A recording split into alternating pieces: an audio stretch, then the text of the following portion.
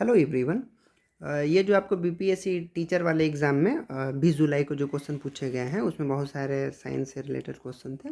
Science के question थे, means physics, chemistry और बायो से। इसमें पहला क्वेश्चन इन्होंने पूछा है कि ड्राई आइस है क्या। ड्राई आइस जो है ना, उसमें केमिकली सॉलिड कार्बन डाइऑक्साइड को इंजेक्ट किया जाता है, तो इसका आंसर चला जाएगा सी।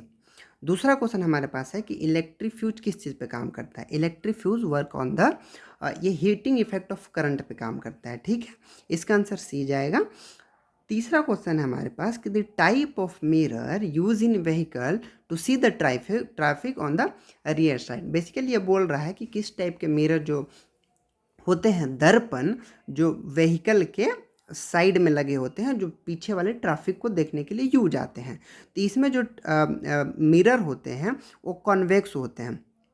कॉन्वेक्स मतलब इस टाइप के उठा हुआ मिरर लगा लगा होता है, ठीक है। अब इसको आप देख लीजिएगा, हिंदी में उतल या अवतल जो भी बोलते हैं, ठीक है। इसका आंसर चला जाएगा कॉन्वेक्स। अगला क्वेश्चन है हमारे पास कि which of the following is worm blooded animals. Means इनमें से कौन सा वर्म ब्लडेड एनिमल्स हैं। वर्म ब्लडेड का मतलब क्या है कि वे ऑर्गेनिज्म, वे एनिमल जो बाहरी एटमॉस्फेयर से अफेक्ट नहीं करते हैं, मतलब उनमें होम्योस्टेसिस होती है। ऐसा नहीं कि बाहर का टेम्परेचर माइनस में चला गया तो उनका बॉडी टेम्परेचर भी माइनस में चला गया। ऐसे ऑर्गेनिज्म जो अपने टेम्परेचर को मेंटेन रखते हैं, जैसे में हमारा हमेशा 37 डिग्री सेल्सियस टेम्परेचर होता है, ठीक है। तो ये हमारे पास अगर अब अकॉर्डिंग टू क्लासिफिकेशन देखेंगे तो वर्म ब्लडेड ऑर्गेनिज्म में आ जाते हैं हमारे पास बर्ड एंड एनिमल्स।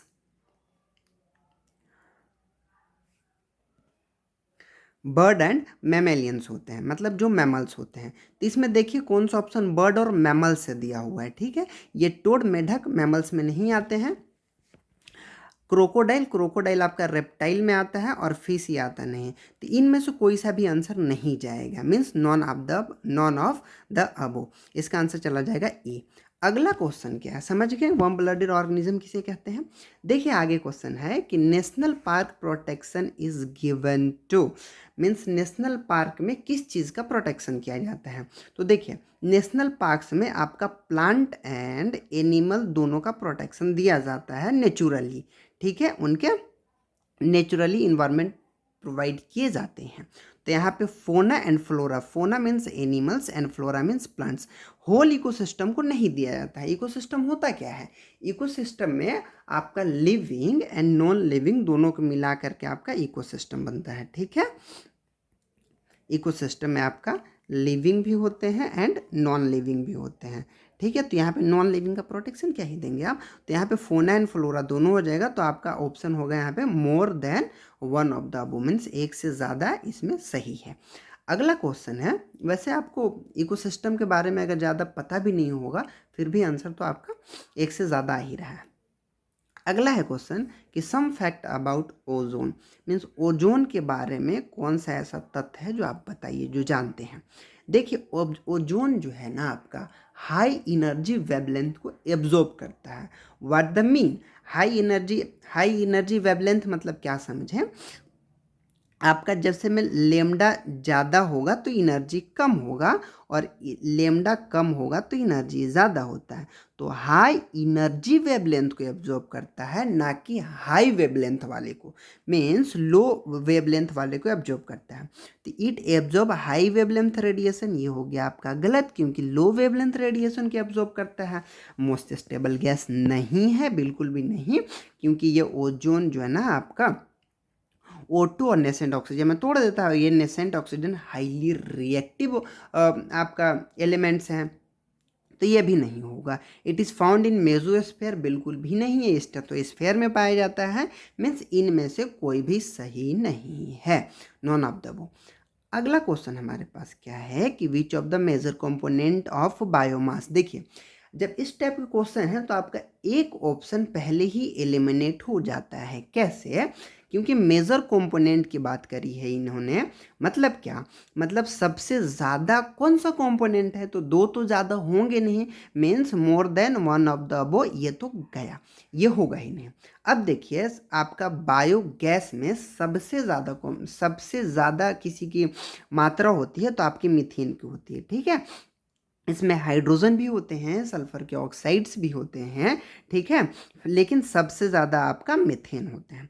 तो आंसर चला जाएगा बी। आप देख लीजिएगा, सबका शायद कोड अलग अलग होगा तो ऑप्शन ऊपर नीचे हो सकते हैं।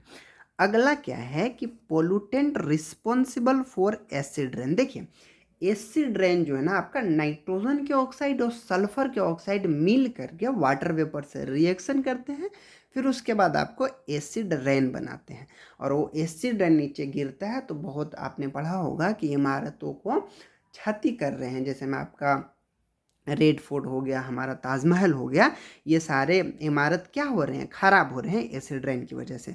तो हमने क्या सीखा कि एसिड रेन में क्या होते हैं, नाइट्रोजन के ऑक्साइड होते हैं और सल्फर के ऑक्साइड होते हैं। हमने एक्स क्यों लिखा है कि यहाँ पे एक्स 2 4 जो भी है according to their oxidation number, ठीक है। तो नाइट्रोजन के ऑक्साइड, सल्फर के ऑक्साइड और वाटर वेपर रिएक्शन करके आपका एसिड रेन बनाते हैं। इनमें से देखिए ऑप्शन कौन सा है, CO2 बिल्कुल भी नहीं होगा, ऑफकोर्स वाटर वेपर होगा, और सल्फर के ऑक्साइड यहाँ पे दिया हुआ है।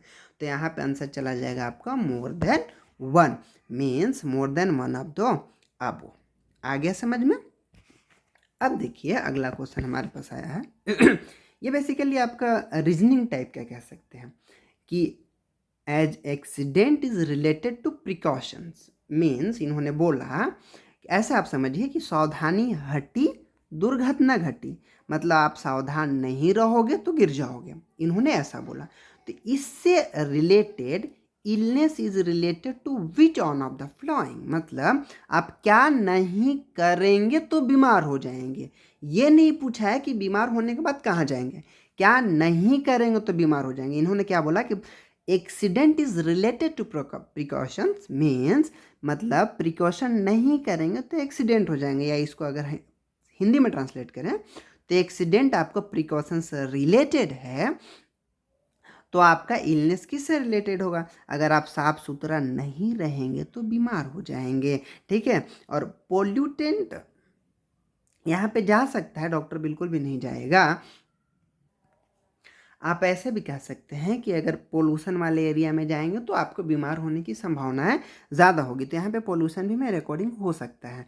तो हम तो आपको इसको मोर देन 1, एक से ज़्यादा आंसर सही लगाएंगे। अब BPSC क्या देता है वो देख लीजिएगा आपको, लेकिन अकॉर्डिंग टू मी आपका ये दोनों आंसर होना चाहिए, ठीक है।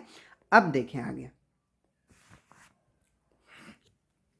इन्होंने एक क्वेश्चन पूछा कि सोनार टेक्निक किस चीज़ के लिए यूज किया जाता है। देखिए सबसे पहले सोनार टेक्निक आप लोग जानते होंगे कि डेप्थ ऑफ सी के पता लगाने के लिए सोनार टेक्निक को यूज करते हैं, लेकिन जो अंडर वाटर हिल्स होते हैं, आपका आइसबर्ग होता है, आपका वैले होते हैं, सबमरीन होते हैं, यहाँ तक के शकिन शिप भी होते हैं, तो वो सबको सोनार टेक्निक से पता लगाते हैं।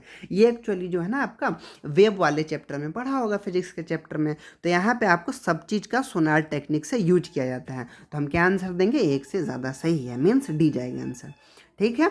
अब आगे देखते हैं क्वेश्चन क्या है। इन्होंने बोला कि विच ऑफ द फॉलोइंग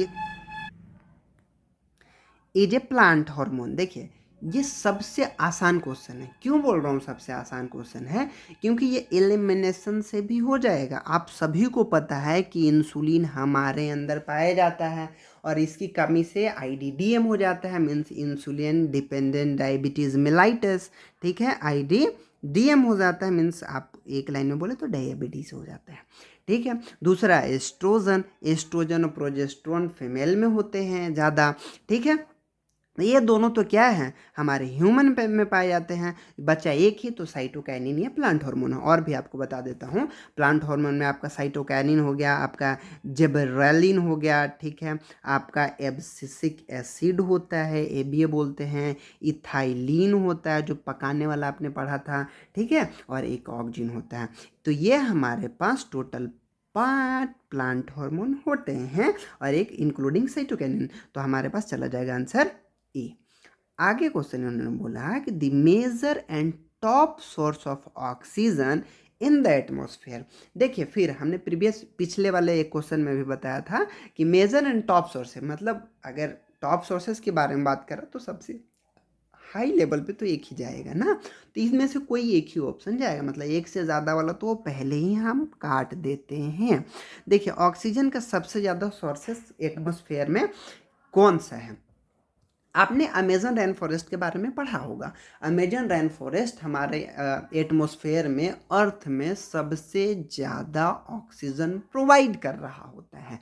ठीक है, तो वो क्या है, forest plant. Photosynthesis by forest plant, ये चला जाएगा आंसर। ये दो आंसर क्यों नहीं जाएगा वो मैं आपको बताता हूँ। वो ओशियनेटिक प्लांट जो ओशियन में रहते हैं, तो आपको वैसे ही छोटे छोटे प्लांट्स होते हैं, तो उससे तो होगा ही नहीं। ग्रासलैंड इकोसिस्टम के बारे में बात करते हैं, तो जब हम ग्रासलैंड इकोसिस्टम को जब हम स्टार्ट करेंगे तो ऑब्वियसली स्टार्ट तो करेंगे हम ग्रास से ही। मतलब यहाँ पे प्रोड्यूसर हमारा क्या होगा, ग्रास होगा। अब ग्रास को आपने रैबिट को खिला देना है या किसी आप मेढक को खिला दीजिए। अगर रैबिट को आपने खिलाया है तो यहाँ पे आपका डियर हो जाएगा, फिर उसके बाद आपका फॉक्स ले लीजिए, फॉक्स हो जाएगा, फिर इसके बाद आ जाएगा आपका लायन।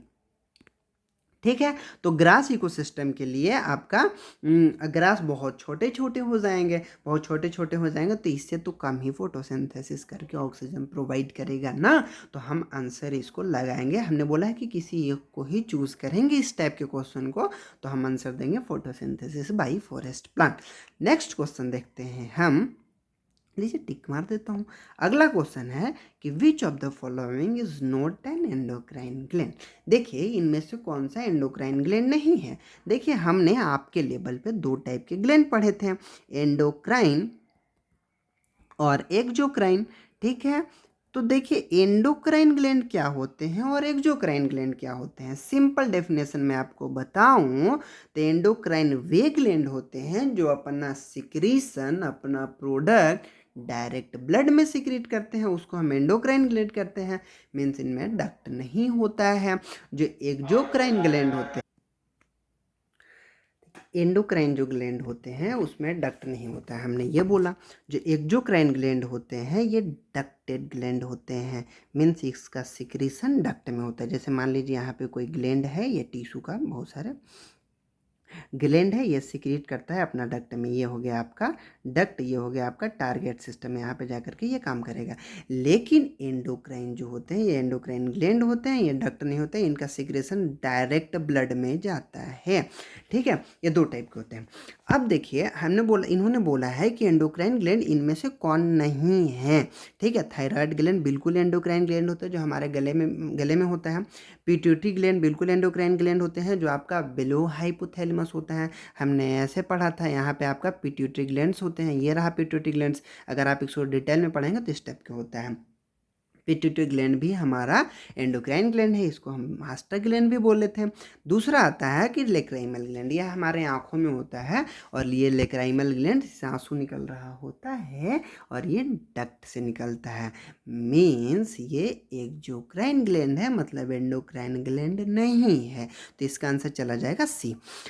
अगला क्वेश्चन है हमारे पास कि which of the following crop can not be cultivated in water. इनमें से कौन सा क्रॉप है जो वाटर में हम इसको नहीं उगा सकते हैं। पहला है वाटर चेस्टनट। वाटर चेस्टनट मतलब क्या हो गया, सिंघाड़ा। ठीक है, सिंघाड़ा वाटर चेस्टनट। दूसरा है हमारे पास लोटस, अपना कमल। ठीक है, तीसरा हो गया आपका फॉक्सनट। फॉक्सनट मतलब हो गया आपका मखाना हो गया। ठीक है, जिसको हम तल मखाना भी बोलते हैं। तो देखिए सिंघाड़ा तो आपको पता ही है पानी में उगता है, कमल भी पता है पानी में उगता है। ये दोनों आंसर से आपका आंसर नहीं जा रहा है, क्योंकि इसमें बोला है कि कौन सा वाटर में नहीं उगते हैं। तो मखाना के बारे में भी आपको पता होना चाहिए। मखाना की क्या होते हैं ना कि बड़ी बड़ी चौड़ी चौड़ी लीफें होती हैं। ये बड़ी बड़ी चौड़े चौड़ी लीफें होती हैं और ये वाटर के ऊपर तैरती रहती है, ये वाटर के ऊपर रहती है और इधर मखाना फल रहा होता है। मतलब ये भी वाटर में ही होते हैं मखाना। तो इसका आंसर इन्होंने बोला कि कौन सा वाटर में कल्टीवेट नहीं किया जाता है, तो ये तो सारे ही वाटर में होते हैं। तो इसमें आंसर क्या जाएगा, नॉन ऑफ द बो। इसमें मोर देन वन मत मार दीजिएगा, इसमें नोट बोला है। विच, फिर से मैं आपको बता देता हूँ कि which of the following crop can not be cultivated in water. आपका हिंदी वाले वर्जन में अच्छे से लिखा होगा, हमारे पास हिंदी का नहीं है। इन्होंने बोला है कि कौन सा वाटर में, पानी में उगाया नहीं जाता है। तो ये तीनों ही पानी में उगाए जा रहे हैं, मतलब इसमें से कोई आंसर नहीं जाएगा, मतलब हम ई मारेंगे। अगला क्वेश्चन है कि केमिकली रस्ट होता क्या है। तो सबसे पहले आपका रस्ट का तो फॉर्मूला पता होना चाहिए। देखिए रस्ट का फॉर्मूला आपका Fe2O3 होता है। और ये आपको पता है, अगर आपने डायरेक्ट रटिफिकेशन नहीं किया है तो ये आपको पता है, तो यहाँ से आपका आंसर आ जाएगा। हाइड्रेटेड तो पहले ही है, क्योंकि रस्ट आपने देखा होगा पानी होता है तभी लगता है, तो हाइड्रेटेड तो आंसर जाएगा। अब अगला है कि फेरिक होगा या फेरस होता है। तो ये भी पता होना चाहिए, फेरिक किसको बोलते हैं, जिसमें आयरन के ऑक्सीडेशन नंबर 3 होता है। और फेरस किसको बोलते हैं, जिसमें आयरन के ऑक्सीडेशन नंबर +2 होता है। तो इसका ऑक्सीडेशन नंबर अगर आप निकालेंगे, अगर एक्स मेथड से भी निकालेंगे या फिर एक्सचेंज मेथड से निकालेंगे, एक्सचेंज मेथड से निकालेंगे तो इसका नीचे ऊपर जाएगा, ये +3 में जाएगा, ये इसका ये माइनस में जाएगा, ये -2 इसका ऊपर चला जाएगा। एक्सचेंज मेथड, एक्स मेथड से भी आप निकालेंगे तो जिसका निकालना है उसका एक्स मान लीजिए, आयरन 2 है तो इसको हम 2x ले लेंगे, और ये आपका +3 है ऑक्सीजन, और एक ऑक्सीजन का oxidation number, standard oxidation number कितना होता है, -2 होता है, बराबर 0 कर देंगे, क्योंकि पूरे कंपाउंड पे कोई चार्ज नहीं है। अब देखिए हम इसको सॉल्व कर लेते हैं। 2x = 6, ये 3 × 2 6 उधर जाएगा तो प्लस में आ जाएगा, मीन्स x = 6/2 मीन्स +3। तो ये आपका केमिकली रस्ट होता है हाइड्रेटेड फेरिक ऑक्साइड। और इसको हम और अच्छे से लिखें तो हाइड्रेटेड आयरन 3 ऑक्साइड भी लिख सकते हैं, ऐसे भी ऑप्शन दिया जा सकता था। तो हम आंसर क्या देंगे, फर्स्ट आंसर जाएगा ऑफकोर्स। अगला क्वेश्चन है हमारे पास कि the relationship between algae and fungi is in lichen is called. मतलब इन्होंने बोला कि लाइकेन और एल्गी में एल्गी और फंगस में, मतलब एल्गी मतलब होता है आपका शैवाल, और फंगस मतलब फंगस ही बोलते हैं हिंदी में भी शायद इनको। तो शैवाल और फंगस में जो रिलेशन उसका हम लाइकेन बोलते हैं, उसका इंट्रैक्शन का नाम क्या है। तो देखिए इसमें क्या होता है, ये है आपका एल्गी, ये है आपका फंगस। देखिए क्या होता है ना कि एल्गी तो फंगस को खाने के लिए देता है, ऑफकोर्स फोटोसिंथेसिस और सिंथेटिक ऑर्गेनिज्म है तो ये फूड बनाएंगे। तो एल्गी फंगस को खाने के लिए देता है, मतलब ये एल्गी फंगस को खाना देता है, ठीक है, फूड देता है, ठीक है। और ये फंगस बदले में इसको रहने के लिए घर देता है, मतलब शेल्टर देता है, रहने के लिए जगह देता है, ठीक है, जगह देता है। मतलब फंगस को भी फ़ायदा है और एल्गी को भी फ़ायदा है। इस टाइप के रिलेशन को क्या कहते हैं, म्यूचुअलिज्म, मतलब दोनों को फ़ायदा है। ये आंसर चला जाएगा। तो हमें आंसर निकालना तो ये मेन मोटो नहीं है ना, दूसरा ऑप्शन और भी समझना है कि वाई कमेंसलिज्म इसका आंसर क्यों नहीं है, या प्रोटोकॉपरेशन इसका आंसर क्यों नहीं है। जबकि हमने तो पढ़ा था कि प्रोटोकॉपरेशन में भी दोनों को प्लस प्लस मीन्स दोनों को फ़ायदा ही होता है, तो प्रोटोकॉपरेशन क्यों नहीं गया, कमेंसलिज्म तो होगा ही नहीं ना, क्योंकि एक को फ़ायदा होता है दूसरे को कोई भी नुकसान नहीं। ठीक है, तो हम प्रोटोकॉपरेशन आपको एक्सप्लेन करने की कोशिश कर रहे हैं। देखिए प्रोटोकॉपरेशन में हमने बोला कि दोनों को तो फ़ायदा होता है। तो इसमें प्रोटोकॉपरेशन में होता क्या है कि दोनों को फ़ायदा होता है, लेकिन दोनों एक दूसरे से रिलेटेड नहीं होते हैं। मतलब कि अगर दोनों साथ में हैं तो ठीक है, नहीं भी हैं तो कोई बात नहीं, तुम अलग रहोगे सर्वाइव कर सकते हो, हम अलग रह करके सर्वाइव कर सकते हैं। लेकिन यहाँ पे एल्गी और फंगस अलग अलग सर्वाइव करने लग जाएंगे तो लाइकेन बनेगा ही नहीं। मतलब लाइकेन बनाने के लिए एल्गी और फंगस को साथ में आना क्या है, जरूरी है, ठीक है। तो म्यूचुअलिज्म का एग्जाम्पल हो जाएगा आपका लाइकेन। और भी बहुत सारे एग्जाम्पल होते हैं, आपको बाद में मैं एक्सप्लेन करूँगा जब आपका नेक्स्ट एग्ज़ाम शायद अगस्त और सितंबर में होगा, उसके लिए मैं आपको कंप्लीट तैयारी कराऊंगा इसी चैनल पे। देखिए नेक्स्ट क्वेश्चन क्या है कि which of the ecological pyramids show both upright and inverted type. मतलब इनमें से कौन सा इकोलॉजी का पिरामिड है जो सीधा भी होता है, ऐसे आपने पढ़ा होगा, जो सीधा भी होता है और उल्टा भी होता है, ऐसा भी होता है। तो देखिए नंबर का पिरामिड, पिरामिड ऑफ नंबर, मान लीजिए दो आप खाद्य श्रृंखला बनाइए। एक मान लीजिए आप ग्रासलैंड का बना दीजिए। हमने जो इससे पिछले वाले क्वेश्चन में बनाया था ग्रासलैंड के। आप ग्रास से स्टार्ट कीजिए। ग्रास को मान लीजिए कि रैबिट खा रहा है, ठीक है, और रैबिट को आप लोमड़ी से खिलवा दीजिए, फिर उसके बाद आप लायन को खिलवा दीजिए, ठीक है। इन्होंने बोला नंबर का पिरामिड। ग्रास का नंबर तो बहुत ज़्यादा होगा ना, मिलियंस ऑफ ग्रास होंगे, छोटा छोटा छोटा। और रैबिट अगर देख लें, मान लीजिए अगर 1000 रैबिट भी ले लेते हैं तो फॉक्स बहुत होगा तो 100 होगा। और लायन इतने कितने होंगे, 2 होंगे या 3 होंगे या फिर 1 भी हो सकते हैं। तो मतलब नंबर कम होते जा रहा है। मतलब अगर आप इसका ग्राफ बनाएंगे, ठीक है, तो आपका क्या होगा, नीचे सबसे ज़्यादा हो गया, फिर उसके बाद कम हो गया, फिर उसके बाद और कम हो गया, उसके बाद और कम हो गया।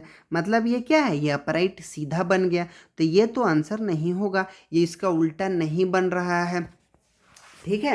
या फिर आप ट्री, दूसरा आपको लगता है कि किसी दूसरे इकोसिस्टम में उल्टा बन जाएगा, दूसरा एग्जांपल ले लीजिए। ट्री इकोसिस्टम के मैं आपको बना करके देता हूँ। जैसे मान लीजिए ये हो गया ट्री। ट्री पर कोई बर्ड रह रहा है, उसको ट्री को खा रहा है या ट्री के प्रोडक्ट को खा रहा है। और बर्ड के ऊपर छोटे छोटे, मान लीजिए आपको छोटे बर्ड रह रहे हैं या कोई माइक्रो ऑर्गेनिज्म रह रहे हैं, ठीक है। माइक्रो ऑर्गेनिज्म लिख दीजिए, ठीक है, माइक्रो ऑर्गेनिज्म रह रहे हैं। जब हम नंबर का पिरामिड देखेंगे, यहाँ पे इन्होंने भी बोला है कि पिरामिड ऑफ नंबर, नंबर का पिरामिड देखेंगे तो एक ट्री में एक हो गया, बर्ड कितने रहेंगे, मान लीजिए आपका 4 5 10 10 ले लेते हैं, ठीक है। उसमें माइक्रो ऑर्गेनिज्म तो बहुत सारे होंगे ना, एक बर्ड पे तो कम से कम 4 5 10 15 तो माइक्रो ऑर्गेनिज्म होंगे ही होंगे। मतलब बैक्टीरिया वायरस ले लीजिए, माइक्रो ऑर्गेनिज्म में फंगस ले लीजिए, ठीक है। तो ये आपका मान लीजिए 100 हो गया। अगर हम बनाते हैं इसका पिरामिड्स, तो आपका ट्री एक ये हो गया ट्री, इस पे नंबर हम बना रहे हैं, ये नंबर शो कर रहा है, ये 1 है, ये 10 है, और ये हो गया आपका 100, ठीक है। तो ये हो गया आपका उल्टा। मतलब आपका ट्री इकोसिस्टम में नंबर का पिरामिड,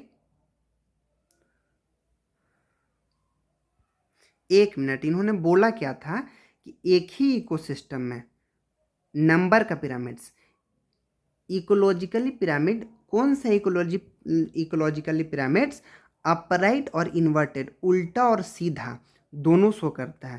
तो आपका नंबर का पिरामिड यहाँ पे हमने ग्रास इकोसिस्टम में सीधा बताया था यहाँ पे, और ट्री इकोसिस्टम में हमने उल्टा बताया था। तो ये तो आंसर जाएगा, नंबर ऑफ पिरामिड उल्टा और सीधा हो सकते हैं, ध्यान दीजिएगा, ठीक है। नंबर ऑफ बायोमास, अगर हम ग्रासलैंड इकोसिस्टम में बायोमास के बारे में बात करें तो घास का बायोमास तो बहुत ज़्यादा होगा, ठीक है। घास का बायोमास कितना होगा, बहुत ज़्यादा होगा। लेकिन अगर बहुत, मान लीजिए कोई आप कैलकुलेटेड एरिया में ही लेंगे ना, अगर मान लीजिए 1 खेत है, 10 खेत हैं, तो घास का बायोमास वेट कितना होता है, बहुत छोटा होता है। बहुत सारे आप काटेंगे तो घास आपका बहुत कम होगा, ठीक है, 20 किलो होगा, 50 किलो होगा। उस पर रैबिट खा रहे हैं तो घास के हम पर्टिकुलर एरिया के लिए लेते हैं, तो उसके ऊपर रैबिट खा रहा है, तो घास से वेट तो रैबिट का ज़्यादा होगा, और फॉक्स का वेट उससे ज़्यादा होगा, लायन का वेट उससे भी ज़्यादा होगा, ठीक है। मीन्स नीचे वाला आपका क्या हो रहा है, कम हो रहा है, उससे ऊपर वाला ज़्यादा हो रहा है, उससे ऊपर वाला और ज़्यादा हो रहा है, और लायन का बायोमास और ज़्यादा हो रहा है। तो ये हो गया आपका उल्टा, पहला ग्रासलैंड इकोसिस्टम में बायोमास का पिरामिड। दूसरा हमने बोला कि ट्री इकोसिस्टम में एक ट्री है, बहुत बड़ा पेड़ है, वो तो कई क्विंटल के होंगे, उसमें बर्ड मान लीजिए 10 रह रहे हैं, कितने हो गया, 20 किलो, 2 केजी के तो होते नहीं है, 10 केजी ले लीजिए, 7 केजी ले लीजिए, उसमें माइक्रो ऑर्गेनिज्म तो कोई ग्राम में होंगे। मीन्स ये हो गया सबसे ज़्यादा, ये हो गया कम, ये हो गया कम, ये हो गया सीधा। मीन्स उल्टा भी हो रहे हैं और सीधा भी हो रहा है। तो बायोमास का पिरामिड भी अपराइट और इन्वर्टेड हो सकता है। अब आगे देखते हैं एनर्जी का पिरामिड्स, ठीक है। ये आप तो खाद्य श्रृंखला बना के ही रखिए। एनर्जी का पिरामिड अप्रोच क्या होता है इस टाइप के क्वेश्चन में, कि आप खाद्य श्रृंखला बना लीजिए। मीन्स फूड चेन आपने बना लिया, इधर एक फूड चेन बना लिया, दूसरा फूड चेन बना लिया, चाहे तो आप तीसरा फूड चेन भी बना लीजिए, आपका एक्वेटिक फूड चेन बना लीजिए, ठीक है, मछली वछली को खिला दीजिए।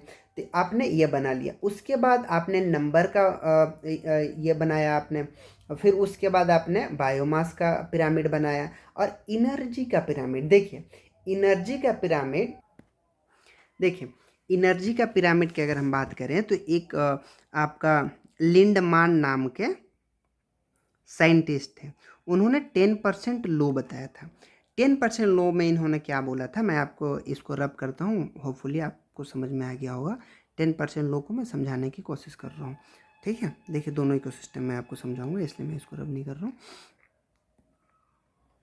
ठीक है। देखिए इन्होंने लिनमान नाम के एक साइंटिस्ट थे, इन्होंने 10% लो के बारे में बताया। इन्होंने बोला कि फर्स्ट ट्रॉफिक लेवल पे हमेशा प्रोड्यूसर को T1 देते हैं। आगे आगे और भी क्वेश्चन है इसी पे, इसलिए मैं आपको इसको डिटेल में बता रहा हूँ थोड़ा सा। इन्होंने बोला कि फर्स्ट ट्रॉफिक लेवल पे जितना भी एनर्जी है उसका ओनली 10% एनर्जी ही सेकेंड ट्रॉफिक लेवल पे ट्रांसफ़र होगा। ध्यान से सुनिएगा मैं क्या कह रहा हूँ। इन्होंने बोला लिंडमान ने कि ट्रॉफिक लेवल 1 पे जितना भी एनर्जी होगा ट्रॉफिक लेवल 2 पे उसका 10% ही जाएगा।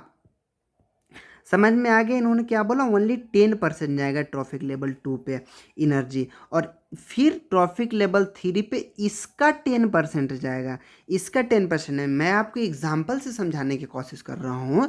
मान लीजिए कि 100 किलो कैलोरी आपका ट्रॉफिक लेवल 1 पे एनर्जी है, तो ट्रॉफिक लेवल 2 पे आपका इसका 10% कितना आएगा, ऑफकोर्स 10 आएगा, 10 कैलोरी ही जाएगा। और ट्रॉफिक लेवल 3 पे 1 कैलोरी जाएगा। ट्रॉफिक लेवल 4 पे मतलब लायन पे 0.1 कैलोरी आ जाएगा। तो हम इसको ऐसे भी कह सकते हैं क्या कि इकोलॉजिकली जो ट्रॉफिक लेवल टॉप पे होते हैं, मीन्स जो टॉप ट्रॉफिक लेवल पे होते हैं वो सबसे ज़्यादा वीक होते हैं। इकोलॉजिकली हमने बोला है क्योंकि यहाँ पे एनर्जी सबसे कम होता है और बाकी एनर्जी क्या होती है, लॉस हो जाती है।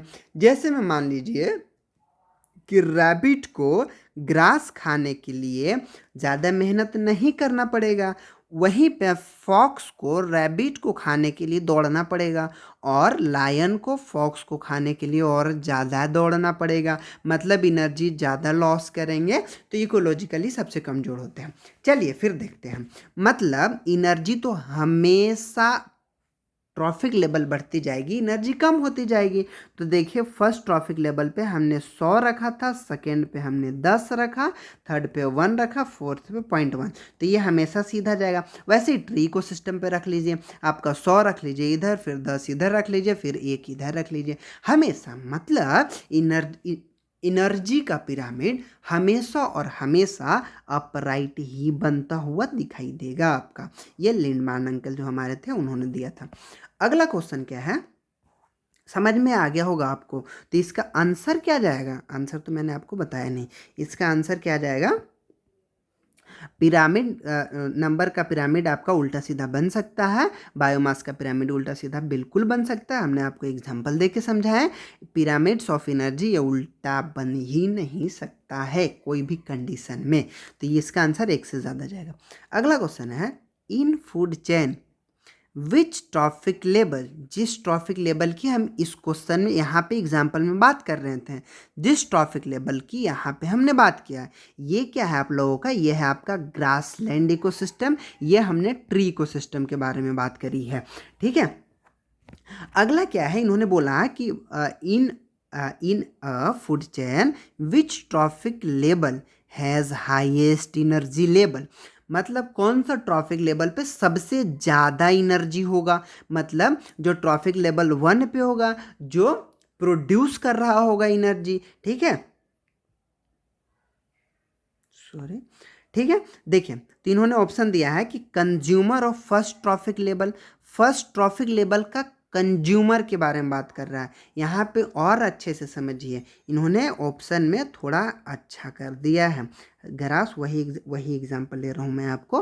रैबिट, हमने यहाँ पे फॉक्स लिया था और यहाँ पे हमने लाइन, कोई भी एग्जाम्पल आप ले सकते हैं। यहाँ पे हमने यहाँ पे प्रोड्यूसर कर रहा है, यहाँ पे हमने रखा शाकाहारी, यहाँ पे मांसाहारी, यहाँ पे टॉप को रखा जो इसको भी खा लेता है। ठीक है, इन्होंने बोला कि consumer of first trophic label, मतलब फर्स्ट ट्रॉफिक मतलब कंज्यूमर, यहाँ पे इन्होंने कंज्यूमर का ट्रॉफिक लेवल 1 बोला। ये सब सारे कंज्यूमर है, ठीक है, ये प्रोड्यूसर्स है, ठीक है, ये क्या है, ये प्रोड्यूसर है, ये प्रोड्यूस कर रहा है। तो यहाँ पे एनर्जी सबसे ज़्यादा होगा, बिल्कुल भी नहीं। अगला क्या है, consumer of top trophic level, ये यहाँ के बारे में बात कर रहा है, टॉप वाले के बारे में बात कर रहा है। इसमें एनर्जी तो सबसे कम गया था ना, यहाँ पे हमने पढ़ा था, यहाँ देखिए मैं आपको दूसरे कलर से समझाने की कोशिश कर रहा हूँ। यहाँ पे हमने पढ़ा था सबसे कम, हमने बोला इकोलॉजिकली लायन सबसे वीक होता है। ठीक है, तो ये भी आंसर नहीं जाएगा। प्रोड्यूसर बिल्कुल जाएगा, प्रोड्यूसर पे एनर्जी सबसे ज़्यादा होता है, चाहे कोई भी इकोसिस्टम का एग्जाम्पल आप ले लें। ठीक है, मोर देन 1 तो हो ही नहीं सकता है ना। अगला क्वेश्चन है कि which of the following will turn blue litmus into red. इसमें बोला है कि कौन सा इसमें से केमिकल है जो ब्लू को रेड में चेंज करता है। इस क्वेश्चन को सॉल्व करने के लिए आपको एक चीज़ तो याद होना चाहिए जो हम बचपन से पढ़ते आ रहे हैं, 10वां में ही था शायद। ठीक है, ब्लू से रेड को करता क्या है, कौन, एसिड करता है, ब्लू लिटमस को रेड लिटमस में चेंज कर देता है।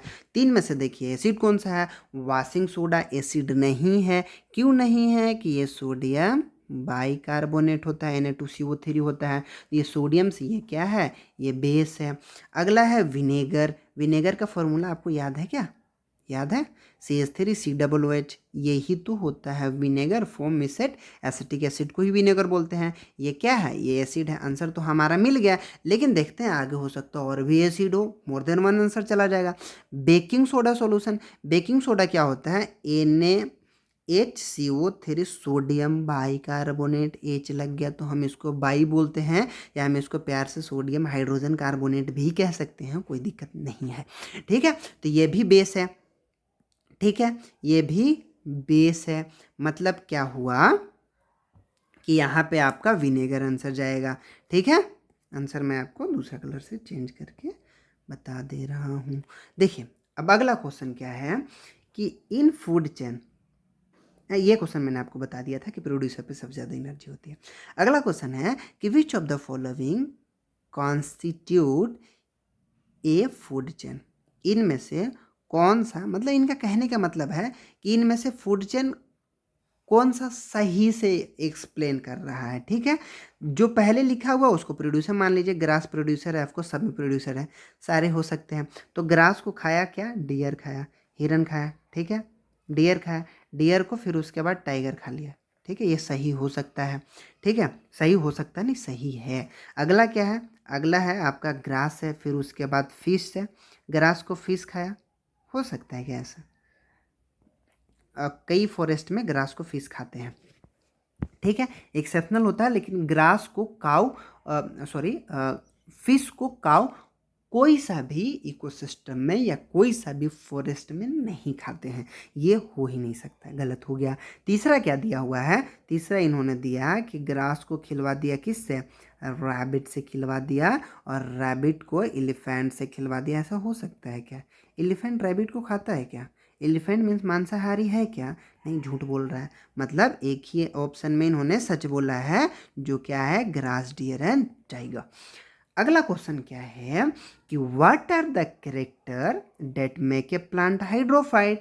मतलब हाइड्रोफाइट मतलब जलोद्भिद, नाम में ही लिखा हुआ हाइड्रोफाइट। देख लीजिए, मैं आपको जूम करके बताता हूँ। हाइड्रोफाइट जलोद्भिद जो पानी में रहते हैं, कौन ऐसी कैरेक्टर है जो इनको पानी में रहने के लिए उनको ठीक बनाते हैं, मतलब सुटेबल बनाते हैं। तो देखिए आप कॉमन सेंस लगाइए, अगर ये क्वेश्चन नहीं भी आ रहा है ना तो आप कर सकते हैं। ये क्वेश्चन में क्या है कि आप जैसे में पानी में रहना है तो हाइट तो ऑफकोर्स कम होगी। जितने भी हमने एक्वेटिक प्लांट पढ़ा है, जलोद्भिद प्लांट पढ़ा है या देखा है, सारे छोटे छोटे होते हैं, उनकी पत्तियां बड़ी होती है, वो तैरते रहते हैं, मीन्स फ्लोटिंग होते हैं, मतलब उनमें लंबाई कम होती है, मतलब उनमें मैकेनिकल टिश्यू की ज़रूरत नहीं होगी। Mechanical tissue means supporting tissue, supporting tissue मतलब उनको खड़ा करने के लिए किसी चीज़ की ज़रूरत नहीं है।